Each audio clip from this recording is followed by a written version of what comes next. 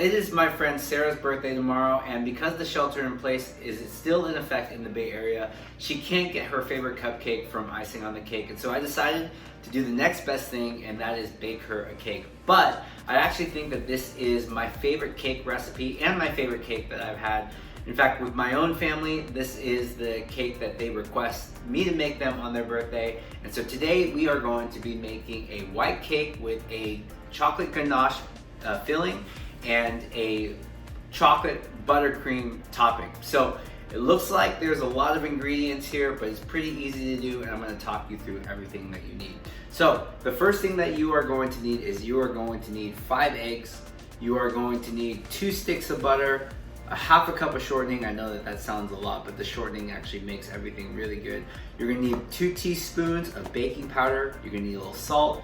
You're going to need vanilla, and this here is vinegar because this recipe calls for buttermilk. But don't go out and buy buttermilk. You can make it yourself with a little bit of vinegar and a little bit of milk. And then we are going to cream all of this stuff together. And honestly, it's about 20 minutes of prep work, and then the rest of it is just letting things cool enough so that you can actually touch it. So let's go ahead and start making it. So the first thing that you're going to do is you are going to cream together the butter and the sugar. Now the measurements for this recipe are actually pretty easy. So you are going to need 3 cups of flour, and you are going to need 3 cups of sugar. And so the trick to creaming together the butter and also the sugar is to actually pour your sugar in slowly so that you don't get like big granules. So let's go ahead and do that.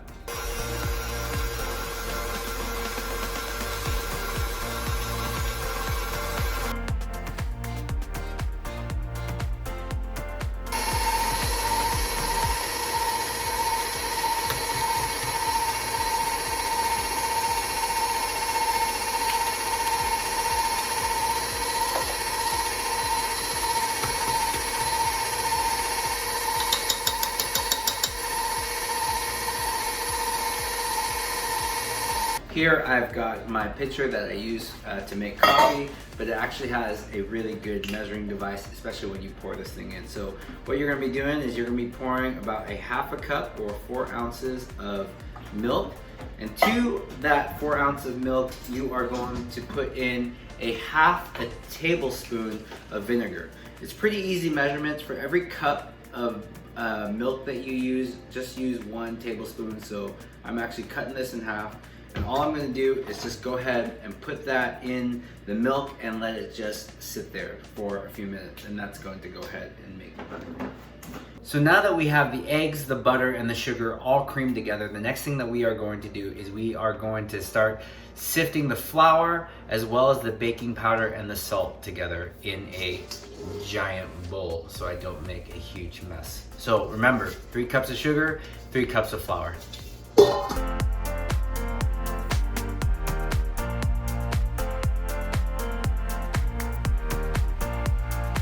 Okay, so now that I have my flour, my baking powder, and my salt whisked together, I've got my butter, my eggs, and my shortening all creamed together.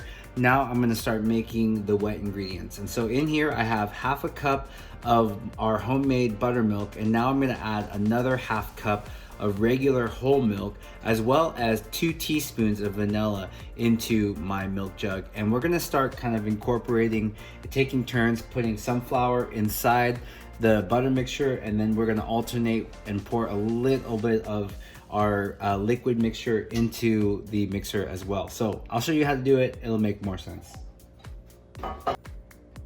Pro tip here is you can go ahead and add some vanilla into your buttermilk and milk mixture, makes it easy. So now what we're gonna do is we're gonna take turns alternating between putting some of our dry ingredient into the mixture and then a little bit of a splash of our wet ingredients, kind of alternating back and forth.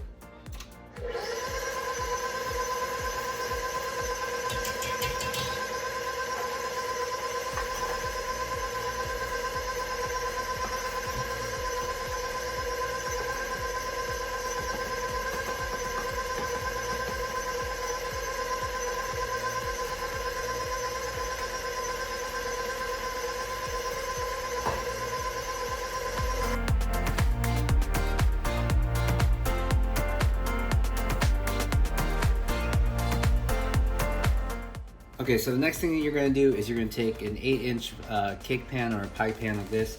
You're gonna save the wrapper from the butter, and you are just going to spread it all the way around, and you are going to grease your pan, and so it looks just like that.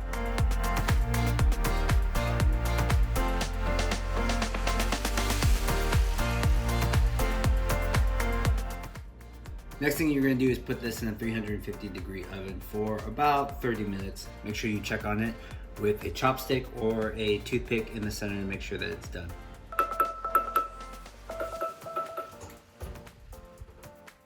Well, 30 minutes on the money, and they are done perfectly. And now I am just going to let them cool overnight so that I can actually frost them. So I am going to bed. So now let's get our chocolate filling going, and what we're gonna be doing is setting up our double boiler. We've got chocolate chips. These happen to be my favorite. They are 63%, and what we're gonna do is we're gonna mix it with a little bit of cream. We're gonna cream those things together till the chocolate is nice and smooth, and then we're gonna let it cool, and then we're gonna whip it all.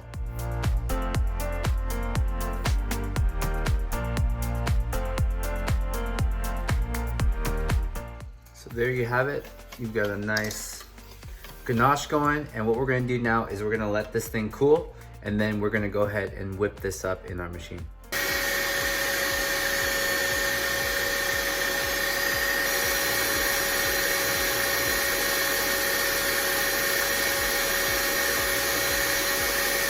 So you can see that we've incorporated a lot of air into our ganache, and so it looks just like that, and that is going to be perfect for the inside of the cake. So let's go ahead and start filling our cake.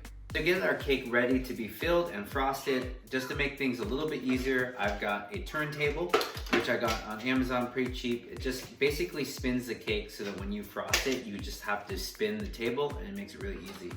This right here is my cake carrying case, just at the bottom.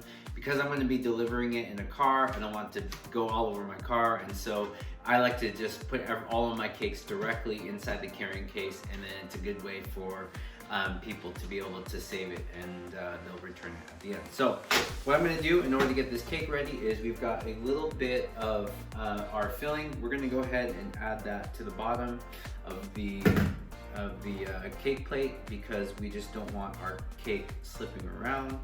And now what we're gonna do is we are gonna take our cake, which I have covered with a little bit of saran wrap, and it just keeps everything really fresh. And now what we're gonna do is carefully take it off of our saran wrap, and we're gonna put it directly on the cake plate. Okay, as you guys can see, that cakes are flat on the bottom, obviously. And in order to make everything really nice for us to be able to put on our frosting and make everything look square, what we're gonna do is we're actually going to place this cake on its back, on the top side where we were baking it from, like this. And what we're gonna do is that will give us an even surface on the top in order for us to frost. So some people like to shave their cake in order to make it flat, but for me, I think the weight of the cake itself kind of keeps everything flat and makes it really easy to do. I'm going to go ahead and put my frosting in the center like this.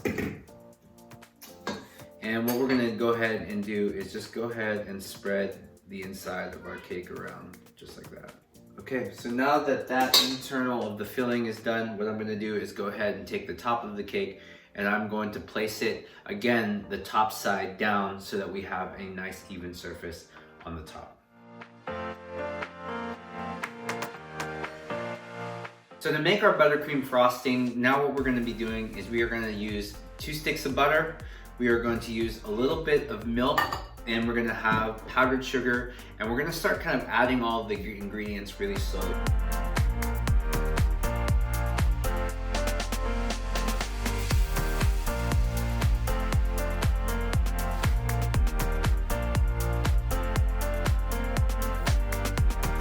So our chocolate buttercream frosting is all done, and now what we're gonna do is get this cake ready for its last step, which is to get frosted.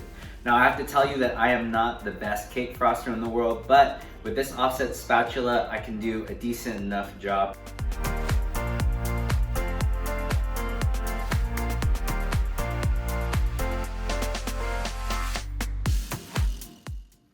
So So there you guys have it, a very imperfect chocolate birthday cake, but definitely one that is made with love. We hope that you guys give this recipe a try. Let me know how you like it, and if you have any tips and tricks on how to frost a cake, send it my way because I have no idea what I'm doing.